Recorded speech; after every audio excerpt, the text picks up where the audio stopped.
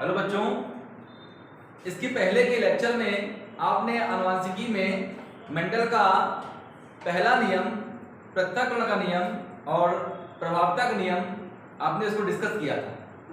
आज हम मेंडल का जो तीसरा नियम है और जो तीसरा नियम है स्वतंत्र अभिव्यूहन का नियम, लॉ ऑफ इंडिपेंडेंट असॉर्टमेंट, आज उसको डिस्कस करेंगे।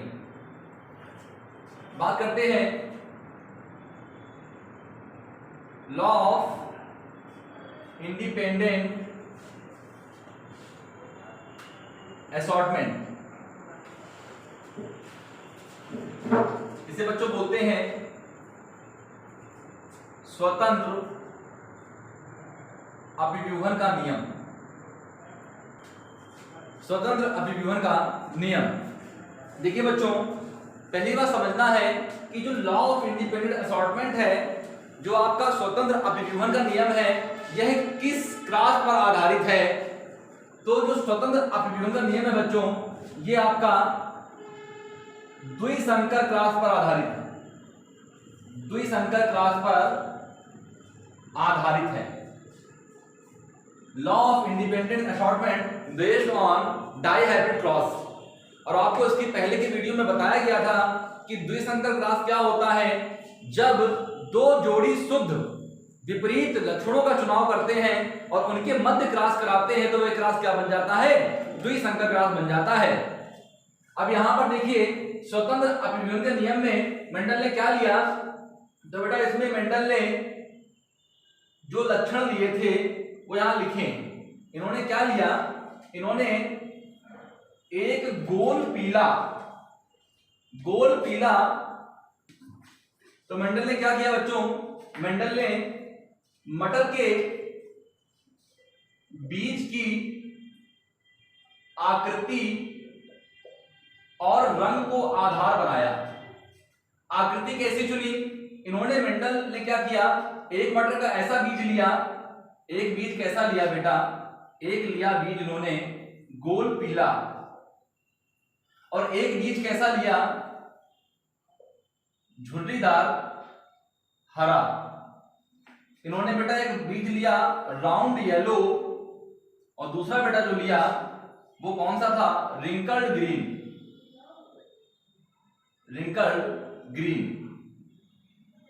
ठीक है ना। अब देखिए, गोल जो है, राउंड और रिंकल्ड मतलब गोल और झुर्रीदार, ये एक जोड़ी विपरीत लक्षण हुआ कि नहीं हुआ? देखिए भाई, ध्यान दीजिएगा, हमने क्या कहा था कि जब दो जोड़ी शुद्ध विपरीत लक्षणों के मध्य क्रॉस कराते हैं तो वह क्रॉस क्या कहलाता है? द्विसंकर क्रॉस कहलाता है। जरूरी नहीं कि आप गोल पीला ही लें, आप कोई भी कैरेक्टर ले सकते हैं। ये मेंडल ने पहली बार जो लिया था उसका ये एग्जांपल है। अब देखिए, राउंड का अपोजिट क्या है? रिंकल्ड है। ये वन पेयर हुआ, और येलो का अपोजिट क्या है बेटा? येलो का अपोजिट क्या है? ग्रीन है। तो ये क्या हो गया? दूसरा हो गया। तो वन पेयर अपोजिट और वन पेयर अपोजिट, तो ये कितने पेयर हो गए? 2 पेयर। तो गोल पीला और झुर्रीदार हरा ये बीज का प्रकार है, मतलब ये गोल बीज है और रंग इसका कैसा है? पीला है। और ये बीज कैसा था? ये झुर्रीदार। ठीक, तो ये देखिए गोल और ये पीला बीज, और ये बीज कैसा है? ये बीज है झुर्रीदार और बेटा हरा। इतनी बात समझ में आपको आ रही होगी कि मेंडल ने मटर का बीज लिया और बीज की आकृति और रंग को आधार बनाकर जब क्रॉस कराया तो आकृति और रंग कितने जोड़ी लक्षण हो गए? 2 जोड़ी शुद्ध विपरीत लक्षण हो गए। ठीक है ना। तो स्वतंत्र अभिव्यूहन का नियम का मतलब क्या है, क्या कहना चाहता है ये नियम? तो इसका मतलब क्या है समझिएगा। स्वतंत्र अभिव्यूहन का नियम का मतलब होता है कि किसी प्रबल एलील जोड़ी का, मान लीजिए, और सिंपल बताते हैं आपको, मेंडल ने क्या कहना चाहा कि स्वतंत्र का मतलब क्या है? इंडिपेंडेंट। मतलब कोई एलील जोड़ी है, कोई जीन जोड़ा है, तो वो अपने आप स्वतंत्रता से प्रकट होने की क्षमता रखता है। इसे बोलते हैं स्वतंत्र अभिव्यूहन का नियम। मतलब क्या कि एक प्रभावी एलील जोड़ी है, एक बच्चों प्रभावी एलील जोड़ी है, और एक आपकी अप्रभावी एलील जोड़ी है।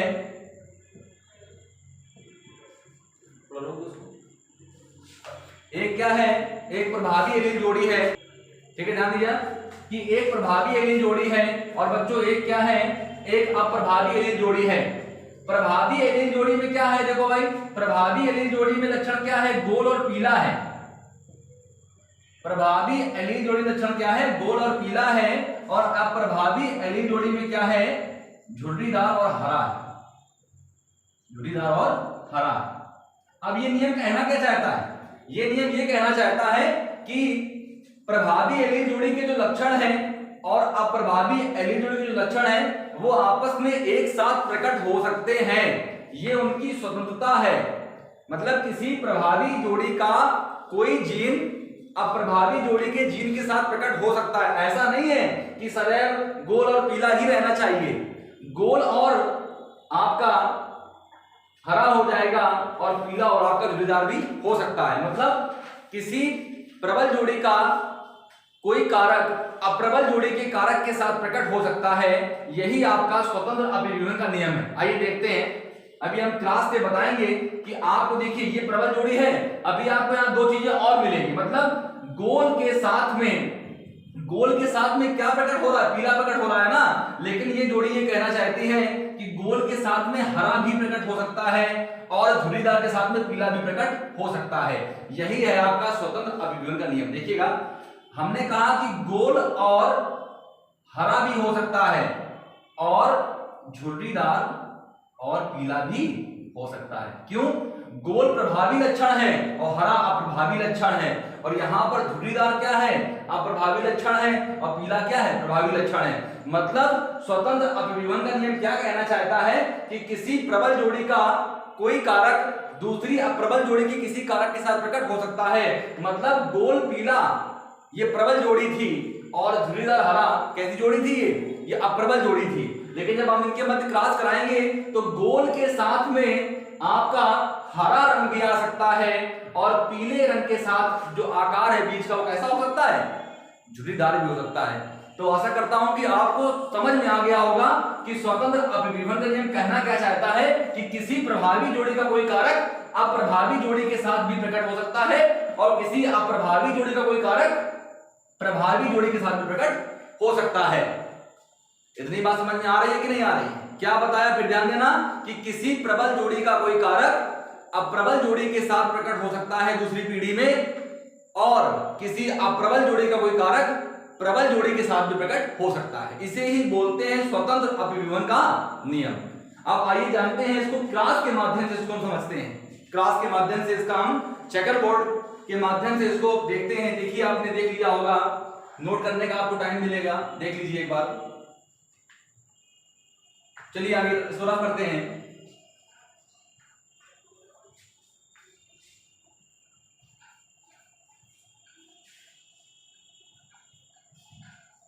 अब देखिए बच्चों, बात समझिएगा। हमने क्या कहा कि गोल और पीला, और यहां हमने क्या लिखा, यहां लिखा बेटा हमने झुर्रीदार और हरा। ये क्या है, ये बीज का आकार और बीज का रंग है। गोल को बेटा हम क्या मानते हैं, राउंड, और पीले को क्या मानते हैं, येलो। झुर्रीदार क्या है हमारा, रिंकल्ड है, और हरा हमारा क्या है बच्चों, ग्रीन है। अब देखिएगा, गोल को हम किससे डिनोट करेंगे, कैपिटल आर से डिनोट करेंगे, और पीले को बेटा हम कैपिटल वाई से डिनोट करेंगे। झुर्रीदार को बेटा हम स्मॉल आर से रिप्रेजेंट करेंगे, और ग्रीन को बेटा हम स्मॉल वाई से रिप्रेजेंट करेंगे। सर ग्रीन को आपने स्मॉल वाई से क्यों कर दिया और रिंकल्ड को आपने स्मॉल आर से क्यों कर दिया? क्योंकि राउंड को हमने जब कैपिटल आर माना है तो इसका जो अपोजिट कैरेक्टर है उसको हमने स्मॉल आर डिनोट कर लिया। ठीक, अब देखिए गोल पीला और झुर्रीदार हरे के बीच जब क्रॉस कराएंगे तो देखिए जरा सिंपल सा ट्रिक है, हमेशा इसका एक कैपिटल आर लेते हैं, इसका स्मॉल आर लेते हैं, इसका कैपिटल वाई लेते हैं, इसका स्मॉल वाई लेते हैं। ये है आपकी F1 जनरेशन, ये आपकी प्रथम पीढ़ी है, और प्रथम पीढ़ी में क्या करा देते हैं, युग्मक जनन करा देते हैं। अब देखिए इसको आप अलग कर लें तो capital R small R, capital Y small Y, जब क्रॉस कराएंगे आप देखिए जरा, capital R capital Y, capital R small Y, small R capital Y, और स्मॉल आर स्मॉल वाई। इतना आपको प्राप्त हुआ कि नहीं प्राप्त हुआ? प्राप्त हुआ बच्चों। अब देखिए कैपिटल आर कैपिटल वाई मिला हमको, ये हमारी कौन जनरेशन है? ये हमारी F2 जनरेशन है बच्चों। अब देखिए भाई कैपिटल आर कैपिटल वाई मिला, कैपिटल आर स्मॉल वाई मिला, स्मॉल आर कैपिटल वाई मिला और स्मॉल आर स्मॉल वाई मिला। अब देखिएगा कैपिटल आर कैपिटल वाई मतलब क्या? गोल पीला बीज मिला कि नहीं मिला? कैपिटल आर स्मॉल वाई मतलब क्या मिला? गोल और हरा बीज मिला कि नहीं मिला? देखिए भाई स्मॉल वाई मतलब हरा था। अब यहाँ देखिए यहीं पर आपको पहला ही उदाहरण मिलने लगा, स्वतंत्र अपव्यूहन का नियम सिद्ध हो गया। देखिए गोल कैसा लक्षण था? प्रभावी लक्षण था, और दूसरी पीढ़ी में गोल के साथ में हरा भी प्रकट हो रहा है, और हरा कैसा लक्षण था? अप्रभावी था। और परिभाषा क्या कह रही थी? परिभाषा कह रही थी कि किसी प्रबल जोड़ी का कोई कारक अप्रबल जोड़ी के साथ प्रकट हो सकता है, और अप्रबल जोड़ी का कोई कारक प्रबल के साथ प्रकट हो सकता है। देखिए ये अप्रबल कारक है हरा, और गोल प्रबल कारक है, यहां प्रकट हुआ कि नहीं हुआ? प्रकट हुआ ना बच्चों। यही है आपका स्वतंत्र अपव्यूहन का नियम। अब देखिए आगे, अब यहां पर देखिए स्मॉल आर है, स्मॉल आर मतलब क्या? झुर्रीदार, और वाई मतलब पीला, कैपिटल वाई है। और स्मॉल आर मतलब बेटा क्या हो गया? झुर्रीदार, और स्मॉल वाई मतलब क्या हो गया बेटा? हरा। अब देखिए गोल पीला हमारी प्रभावी जोड़ी थी जो हमने यहां पर ली थी, और झुर्रीदार हरा हमारी कौन जोड़ी थी? ये हमारी अप्रभावी जोड़ी थी। और इनको छोड़ दिया जाए तो यहां पर दो नए लक्षण प्राप्त हो गए हमको, गोल हरा और झुर्रीदार पीला। इसका मतलब ये हमारा क्या है? ये जो हरा और जो झुर्रीदार आया है, इसने अपने आप को स्वतंत्रता से प्रकट किया है, और यही क्या है? स्वतंत्र अपव्यूहन का नियम है। अब देखिए इतना आपको प्राप्त हुआ कि नहीं प्राप्त हुआ? आपको समझ में आ गया होगा कि capital R capital R capital Y, small R small R small Y small Y के मध्य जब क्रॉस कराया तो दूसरी पीढ़ी में हमको गोल पीला भी मिलता है, गोल हरा भी मिलता है, झुर्रीदार पीला भी मिलता है, और झुर्रीदार हरा भी मिलता है। अब इसका जब तीसरी पीढ़ी निकालेंगे इसकी हम, तब इसका हम रेशियो बनाएंगे। तो इसको रफ करते हैं। देखिए जरा, बस खत्म हो गया आपका ये नियम। अब बच्चों को प्रॉब्लम आती है कि सर क्रॉस कैसे बनाएं, चेकर बोर्ड कैसे बनाएं। बहुत प्रॉब्लम में रहते हैं, कैसे क्रॉस कराएं, बड़ा कठिन है। देखिए कितनी जल्दी आपको सिखाते हैं यहाँ पर, थोड़ा ध्यान दीजिएगा। अब देखिए हमको क्या मिला था? हमको मिला था यहाँ पर, सबसे पहले हम एक बनाते हैं, कैपिटल आर कैपिटल वाई मिला हमको, कैपिटल आर स्मॉल वाई मिला था हमको, और स्मॉल आर कैपिटल वाई मिला था हमको, और बेटा स्मॉल आर स्मॉल वाई मिला था हमको। अब इसको देखो भाई, एक बनाते हैं चेकर बोर्ड। अब ध्यान दीजिएगा, अगर इनको हम नर मान लें, इनको हम नर पौधा मान लें, तो इधर पे हमें कौन सा पौधा मानना पड़ेगा? मादा पौधा मानना पड़ेगा। मतलब अगर इसको हम नर मान लें तो यहां पर हम मादा पौधे रखेंगे नहीं रखेंगे? यही रख दो वहां पर, capital R capital Y, capital R small Y, small R capital Y और स्मॉल आर स्मॉल वाई। और ये हमने बोर्ड को यहां से क्लोज किया। ठीक है बच्चों। अब इसके सामने इसकी जगह है, इस पे हम लाइनिंग करेंगे। क्लियर हो रहा? अब इसके सामने इसकी जगह पे हम लाइनिंग करेंगे। क्लियर हो गया? अब आई बात क्रॉस कराने की। इतना समझ में आया कि चेकर बोर्ड तैयार कैसे करते हैं? जो हमको दूसरी पीढ़ी में पौधे मिलते हैं उनको एक तरफ नर मान लेते हैं और एक तरफ मादा मान लेते हैं, और इसके बाद हम बॉक्स को कट कर लेते हैं। अब क्रॉस कैसे कराएंगे सर? अगर इसका ऐसे क्रॉस कराएंगे तो बहुत टाइम लग जाएगा। अब देखिए ट्रिक समझिएगा। ये 4 उंगलियां हैं आपकी, इन 4 उंगलियों को आप ऐसे रखिए, ऐसे पूरा भर दीजिए, इन चारों को पूरा ऐसे भर दीजिए, और इन चारों को पूरा ऐसे भर दीजिए। लेकिन एक जो इसमें बात समझने वाली है कि जब हम स्टार्टिंग करें भरने की इस बॉक्स को, तो एक सीरियल से करें। अगर हम ऊपर से नीचे की ओर भरें तो सारे हम ऊपर से नीचे की ओर ही भरेंगे, और अगर यहां से इधर भरेंगे तो सारे हम ऐसे ही भरेंगे। देखिए जरा, हम कहां से भरें? अगर आप कहें ऐसे भरें या ऐसे भरें, चलिए ऐसे भरते हैं। ऐसे सारे बच्चे तो जल्दी भर लेंगे, थोड़ा टफ उठाते हैं पहले से। ऐसे भरिए आप। अब देखिए कैपिटल आर कैपिटल वाई भरते जाइए, capital R capital Y, capital R capital Y, capital R capital Y. भर लिया? अब ऊपर नहीं छूना है, ये भरो इधर की ओर, capital R small Y, capital R small Y, capital R small Y, capital R small Y, small R capital Y, small R capital Y, small R capital Y, small R capital Y. Clear हो गया? अब देखिए इधर भरना है हमको, small R small Y, small R small Y, small R small Y, small R. हमने कुछ नया नहीं किया, जो मिला हमने उसको ऐसे ही भर दिया। देखिए इसके सामने बिल्कुल सेम भरते चले गए, इसके सामने इसको फिल कर दिया, इसके सामने इसको फिल कर दिया, इसके सामने इसको फिल कर दिया। अब ऊपर से फिल करिए, कुछ नहीं करना हमको, इसके सामने भरते चले जाओ, capital R capital Y capital R capital Y capital R capital Y capital R capital Y capital R small Y capital R small Y capital R small Y capital R small Y small R capital Y small R capital Y small R capital Y small R capital Y small R small Y. देखिए भाई भर दिया पूरा। अब देखिए last में अगर हमारा मिल जाए हमको small R small Y small R small Y, मतलब हमारा क्लास बिल्कुल सही भरा था। ये बन गया चेकर बोर्ड। अब देखिए, अब ये दिक्कत आती है कि सर गोल पीला कैसे निकाले हम, कितने गोल पीले हैं। तो देखिए इसकी भी ट्रिक है।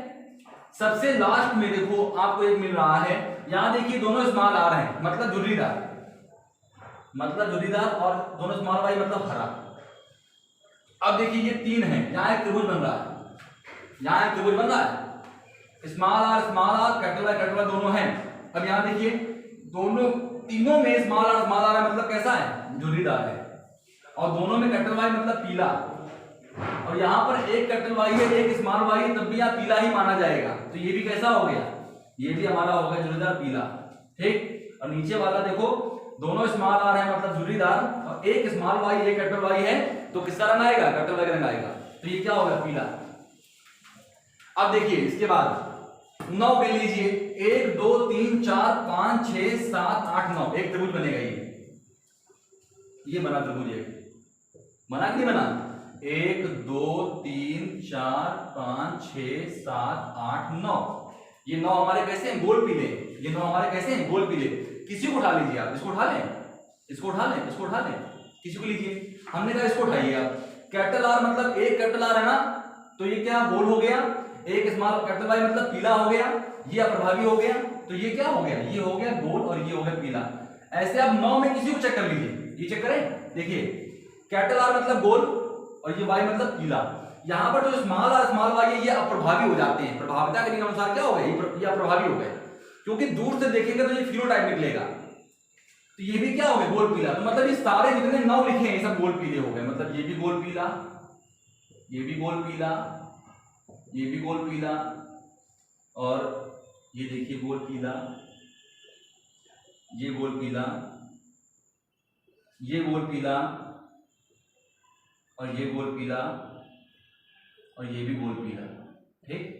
अब बचा कौन सा, अब बचा एक त्रिभुज, ये 1 2 3, ये कैसे हो, गोल हरे हो गए, तो भैया ये गोल हरा हो गया, ये गोल हरा हो गया, और ये गोल हरा हो गया।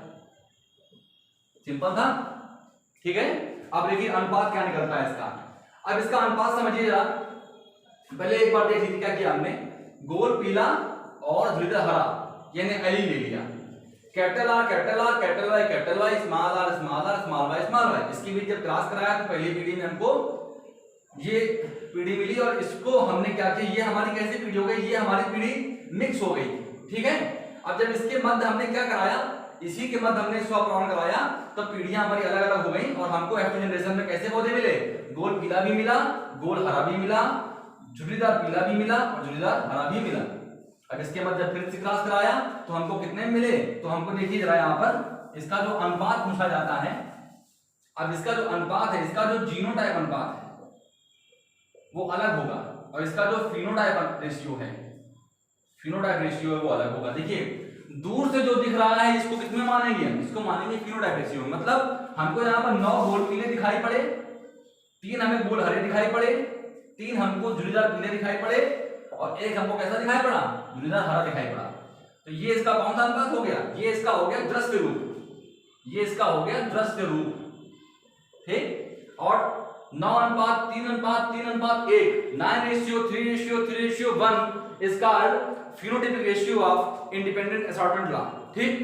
तो जो 9 अनुपात 3 अनुपात 3 अनुपात 1 अनुपात जो आया है ये इसका दृश्य रूप है, क्योंकि हमने बाहर से देखा, लेकिन वास्तव में क्या ये प्योर है, वास्तव में ये प्योर नहीं है। तो जो इनका जीन रूप है वो दूसरा होगा। जीन रूप क्या होता है इसका, भैया ध्यान देना, जीन रूप होता है इसका 121, बात समझिए, देखिए जरा 121, और क्या होता है 42:121। ये इसका कौन सा अनुपात है, ये इसका यूनिटाइप रेशियो है। 1:1:1:4:1:2:1। ट्रिक क्या है इसका? ऐसे याद कर सकते हैं 121 42 121। आई बात समझ में? कुछ डिस्टर्ब हो रहा है, देखिए 12 12 42 121 होता है, 12 12 42 121, 12 और 12, हाँ ये बस दो यहां मिसिंग था, क्लियर हो गया। देखिए 12 12 42 121 कैसे याद करेंगे आप? 12 12 42 121। ठीक, समझ आया आपको? तो ये इसका कौन सा रेशियो हो गया? ये इसका रेशियो हो गया, जीनोटाइप रेशियो हो गया। नेक्स्ट वीडियो में हम बात करेंगे मेंडल के नियम के अपवाद क्या थे, जैसे अपूर्ण प्रभाविता का नियम, सह प्रभाविता का नियम, इसके बाद रक्तवर्ग के प्रकार, मानव में रक्तवर्ग की वंशागति, सहलग्नता क्या होती है, जीन विनिमय क्या है। आगे हम चलते रहेंगे और आपको ऐसे वीडियो प्राप्त होते रहेंगे। चैनल को सब्सक्राइब कीजिए और बच्चों तक ये वीडियो फैला दीजिए।